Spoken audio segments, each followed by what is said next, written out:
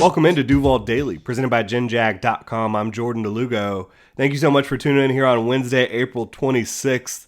That's right, we've got one more sleep until the 2023 NFL Draft officially kicks off in Kansas City. Finally, one more sleep till the Jaguars. They're up at 24 overall. They had their pre-draft press conference last week where Trent Baalke and Doug Peterson met with the media. These pre-draft press conferences, you don't learn a ton, generally speaking, but did think it was interesting. Trent Baalke mentioned that the Jaguars had trimmed their search at 24 down to 2 to 3 prospects. Then he kind of backtracked a little bit later, saying maybe it was 4 prospects. Whatever it may be, Jacksonville's been buzzing trying to figure out who these prospects might be that the Jaguars have interest in. And Tony Pauline earlier this week of Pro Football Network, he joined 1010XL, the local radio station, official station of the Jacksonville Jaguars. He mentioned that what he's been hearing lately is that the Jaguars covet 3 players on the defensive side of the ball at 24 overall, which would kind of align with what Trent Baalke said last week. And those 3 players are cornerback Devon Witherspoon out of Illinois, pass rusher, defensive end / defensive lineman Lukas Van Ness out of Iowa, and Deonte Banks, the cornerback out of Maryland. I think these are 3 prospects that definitely make sense, as first-round prospects in this 2023 NFL draft class. And I could see why the Jaguars would be interested in each of these prospects. But if Tony Pauline's report is correct, one of these 3 guys is who the Jaguars are targeting. What's interesting here, I don't know that any of these 3 guys is guaranteed to make it to 24 overall. I think it's very possible that you get to 20 overall and all 3 of these guys are off the board. Definitely get to 24 overall. I think I would project all 3 of these prospects being off the board by the time the Jaguars pick. So perhaps they would be willing to move up for one of these prospects if in fact they are the top 3 prospects for the Jaguars on the defensive side of the ball. We'll see how it plays out, but I want to go ahead and break down how these prospects would fit with the Jaguars in 2023. And we've talked about each one of these guys throughout the draft season, this 2023 draft cycle on this channel, but want to give a quick update, quick refresher on who these prospects are, how they would fit with the Jaguars, so you guys can have them fresh in your mind. So we'll start with Devon Witherspoon, who I think according to most and according to myself is the top prospect of this bunch. He's a top 10 prospect in this class, in my opinion. Has a mid-first round grade. I think when you pop on the 2022 tape, it's unbelievable. I think it's the best tape that you will find for a prospect at the cornerback position in this class, just the 2022 tape in general. Now, he's not my top overall corner. That goes to Christian Gonzalez, who also had tremendous tape throughout the course of his career, but also brings a little bit more of an impressive athletic profile and overall profile for the position, in my opinion. But plenty of people have Devon Witherspoon as the top cornerback in this class, which is absolutely fine. I have no problem with that at all. Again, a top 10 prospect in this class for me, and overall would be a mid-round grade year over year. He's a really fun one, right? Plays like an absolute dog. He's from Florida, so you like to see that. A guy that could be returning home from the Pensacola area. Now, he's 5'11", 181 pounds, senior, 22 years old. So when you talk about the size profile, it does not scream first-round pick at 5'11", 181. But again, his tape is unmatched. He plays the game with ultimate aggression. He plays the game with ultimate confidence. It looks like he knows how offenses are going to try to attack him before the play even starts. This is a guy that registered 3 interceptions and 17 passes defended in 2022 for the Illinois Fighting Illini. This is a defense that was loaded on the back end. You had guys like Devon Witherspoon, obviously, Jartavius Quan Martin, Sidney Brown. it was a fun defense to watch in 2022, but the guy who consistently stood out the most is Devon Witherspoon. You start with the run game. He comes downhill, fires downhill, and even though he's only 181 pounds, he has no problem bringing down opposing ball carriers, whether that be running backs, wide receivers that catch the ball on screens, jet sweeps, whatever it is. Devon Witherspoon knows how to get into the backfield and fire upfield and bring these ball carriers down. And then you talk about coverage. He has incredibly quick feet. He has fluid hips. He plays in coverage with plenty of physicality, but doesn't play too physical, in my opinion. Doesn't look like he's grabby. Doesn't need to be too physical at the top of routes to stick with to stick with wide receivers in and out of breaks. So this is a guy that I think you see him as an immediate plug-and-play starter at the next level, should start for a long time. He's never going to be the biggest or the fastest, although he did run a 4.43 40-yard dash, which is plenty enough for me when you talk about how he plays the game. 31 and a quarter arms, not great, but certainly enough when you combine that with the way this guy plays the game, some of the quick twitch movements he has, and just the instincts that he has for the position. I'd love to see him in Jacksonville. It would be shocking to me, though, if the Jaguars, without trading up, were able to land a Devon Witherspoon, because I think he's looked at, again, by many as the top corner in this class, if not top two, and most of the evaluators I've seen kind of have Christian Gonzalez and Devon Witherspoon in a tier together, and then a drop-off after that at the cornerback position when you're talking about outside corners. How would Devon Witherspoon fit with the Jaguars? Well, hate to say it for Darius Williams, but I think if you are able to land Devon Witherspoon, and again, I think that would only be possible via a trade-up, he's probably going to be your starting outside corner, which for Darius Williams means he's probably kicking back inside to the nickel. But do I think Devon Witherspoon could play nickel? Like, if you just draft Devon Witherspoon, bring him in, and you say, obviously Tyson Campbell is one of our starting outside corners, and then Devon Witherspoon and Darius Williams, will figure it out between those two as to who's going to start outside opposite Tyson Campbell and who's going to start at nickel. That would be absolutely fine with me. So if the Jaguars can figure out some way to bring Devon Witherspoon in, I think that would be huge for their defense. They struggled, quite frankly, in coverage outside of Tyson Campbell and Darius Williams.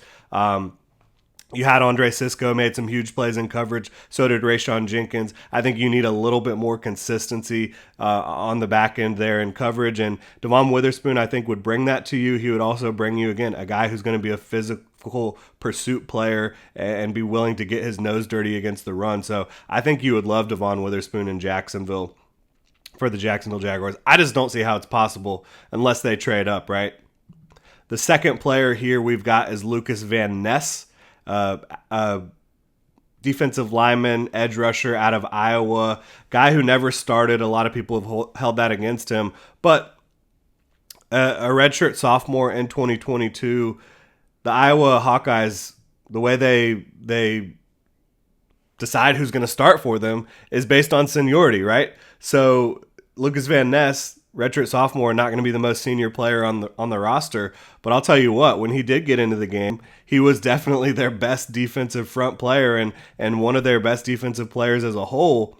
And you look at his athletic profile, it is really, really impressive. When you talk about the height, weight, speed part of it, and length and hand size, he's got all that. 6'4 3/4, so basically 6'5", 272 pounds. So when you talk about a defensive end, an edge player, this is one of those bigger guys like a Trayvon Walker. I don't think he has the same fluidity and athleticism as a Trayvon Walker, but a really impressive athlete in his own right. He has 34-inch arms, which is plenty at the position, 11-inch hands, big, strong hands. Those are going to help you control at the point of attack at the next level. His 40-yard dash, 4.58, absolutely blazing. Now, 10-yard split, only 50th percentile at 1.64, which means the initial burst off the line might not be exactly what you're looking for, but overall, pretty damn good when you talk about the straight line speed. 31-inch vertical is only 24th percentile. Not great. The broad jump of 118 inches, 63rd percentile, getting back into a range you really like. But he showed a ton of quickness in the three-cone drill, a 7.02 three-cone at his size, 80th percentile, 20-yard shuttle, 4.32 seconds, 75th percentile. Did not acquit himself well super well on the bench, only 17 reps, but again, he has the longer arms and you see the power throughout his frame. I do think, though, talking about him at the point of attack, there are reps where he gets washed a little bit, and I think that shows you he can still grow into his frame a little bit more, develop some more power at the next level. But when you see him as a rusher, as a guy that's just trying to get into the backfield, he has incredible speed to power, incredible length, and he will just blow through some of the very best prospects in this class on the offensive line, whether it's Peter Skoronski, Paris Johnson, DeJuan Jones. You've seen Lukas Van Ness make plays against all these guys. Now, is he super refined as a pass rusher? No. Does not have a big pass rush tool bag. So I think there's some physical traits that he has that get you really excited about his projection to the next level. But there's also some things that need to be worked on before he can be a real big time contributor, a starter. Now, the Jaguars, do they need a starter at edge right now? No, they do not. And what they really need is a rotational player. Can Lukas Van Ness be that for you in year one? Again, from a physical standpoint, absolutely. I think he can be. But is he ready from a mental standpoint? Is he ready from a technical standpoint to be an impact pass rusher in year one for you? I'm not sure. And you do like that he could rush from the edge. He could rush from the interior. He's got the size to be able to kick inside, and he's done that at Iowa, kick inside and rush from 2 or 3 point stance, or excuse me, a 3 or 4 point stance, and be effective. But so you like the positional versatility to be able to move around the defensive front. But for me, would he end up being a quality pick long-term? Yeah, I think Lukas Van Ness, long-term, he is going to be a quality football player. How quickly can he get to being an effective edge rusher at the next level is the question I have about Lukas Van Ness and his projection to the Jacksonville Jaguars. And quite frankly, when you look around the league, look around the web, Daniel Jeremiah has Lukas Van Ness rated a lot higher than 24 overall. A lot of folks do.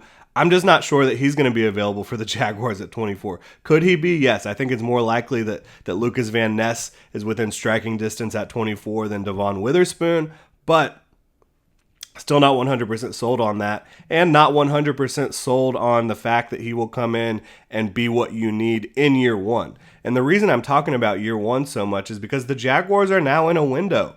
They're in a championship window. They've got a quarterback on a rookie contract who's playing at an extremely high level, going into his second year in Doug Peterson's system. They've got a lot of talent around him when you talk about the offensive skill players. Travis Etienne, Calvin Ridley, Christian Kirk, Evan Ingram. Like, there's a lot going on with this Jaguars offense, and defensively they look pretty complete throughout. Like, you've got your edge rushers, you've got some quality defensive linemen, you've got linebackers that you love Foye Oluokun, and you think that Devin Lloyd and Chad Muma can come along in year two. You've got Rayshawn Jenkins and Andre Sisco, who made a lot of plays for you, Tyson Campbell at corner, Darius Williams at corner. This is a football team that is in a championship window, and if they're able to supplement their current roster with a couple of rookies that are going to come in and contribute at a high level, end of year one, into the playoffs, that's going to help you. That's going to help you get over the top. It's going to help you compete with the Chiefs of the world, the Bills, the Bengals, etc. And I think that should absolutely be the goal, is to be playing in February in 2024, at the end of the 2023 NFL season. So would Lukas Van Ness help you in that regard? I think he would help. Would he be the pass rusher that I would say has the best chance to get the Jaguars over the top in 2023? Probably not. But overall, a guy that would bring a lot of athleticism, a lot of size, a lot of traits to the Jacksonville Jaguars defensive front. He would definitely upgrade their overall talent level on the defensive front. But how quickly he's going to make that impact, I'm not sure. But we'll have to wait and see if the Jaguars do end up bringing in Lukas Van Ness, what he can do for them in 2023. The final prospect that Tony Pauline brought up on 1010XL earlier this week was Deontay Banks, cornerback out of Maryland. This is another guy that, not surprising, the Jaguars would have interest in him based on his his measurables, his traits, right? He's 6 foot, 197 pounds. He's got good size at the position, 31 3/8 inch arms, enough length. Again, a little bit longer arms than Devon Witherspoon. 4.35 40-yard dash, absolutely blazing at his size. That's 92nd percentile at the cornerback position. 1.49 10-yard split. That's 89th percentile at the position. 42-inch vert for Deontay Banks. Unbelievable explosiveness, and then 136-inch broad, and he's just a really smooth corner. This is a guy that I think is going to play a long time at the next level, going to be a starter for a long time at the next level. Not as advanced from a technical standpoint, from a processing standpoint, as a Devon Witherspoon, but when you look at his size and his athleticism, he's a much freakier overall athlete than Devon Witherspoon is. He's ranked third for me out of these three prospects. Again, Devon Witherspoon, Lukas Van Ness, Deontay Banks, because I do think he has a way to go mentally and technically, but you pop on the tape with Deontay Banks and you see a guy that has unbelievable fluidity, great athleticism, make-up speed. He can play with physicality. He can really beat guys up in man coverage. He has the instincts and length and athleticism to be a disruptive force in zone coverage. So I think you really like what you could be getting out of Deontay Banks. And the way I'm talking about this, maybe I need to adjust my rankings a little bit, because it sounds like I have Deontay Banks as a better prospect than Lukas Van Ness overall. And maybe I do. I think he has just an unbelievable combination of athleticism, of size, and just the mentality to go out there and be a shutdown corner on an island. So I think Deontay Banks is going to end up being a quality corner at the next level. Of these three prospects, Witherspoon, Van Ness, Banks, I think Banks is the most likely to fall to 24 overall, because he just doesn't have that same name recognition. It took a while for some folks to get onto Deontay Banks to really find him, but it only takes one team to fall in love with a prospect, and there's a lot to fall in love with when you talk about Deontay Banks' physical profile, his tape, who he is as a kid. So I think if the Jaguars were able to land any three of these prospects, it would be exciting for sure. To me, I think Devon Witherspoon and Deontay Banks have a better chance of making a huge impact for the Jaguars in year one, but all three of them have great long-term outlooks, would help this franchise add talent and compete at a higher level on the defensive side of the ball. I just question how quickly Lukas Van Ness is going to come in and be an impact pass rusher for you. But that'll do it here. Again, Tony Pauline reporting that the three players the Jaguars covet at 24 overall on the defensive side of the ball: Devon Witherspoon, cornerback out of Illinois; Lukas Van Ness, defensive end, defensive lineman out of Iowa; and Deonte Banks, another corner out of Maryland. Love to know what you guys think. Hit me up on Twitter at Jordan DeLugo. Let me know what you think about these prospects, the possibility of them falling to the Jaguars at 24 overall, ending up in Jacksonville. You can also drop a comment in the comment section below on YouTube. Hit that like and subscribe button as well. If you're listening on your podcast platform of choice, please subscribe and review. You can also go check out our Duval 1995 throwback we've got available on genjag.com. Really appreciate you tuning in, Duval. Have a good one.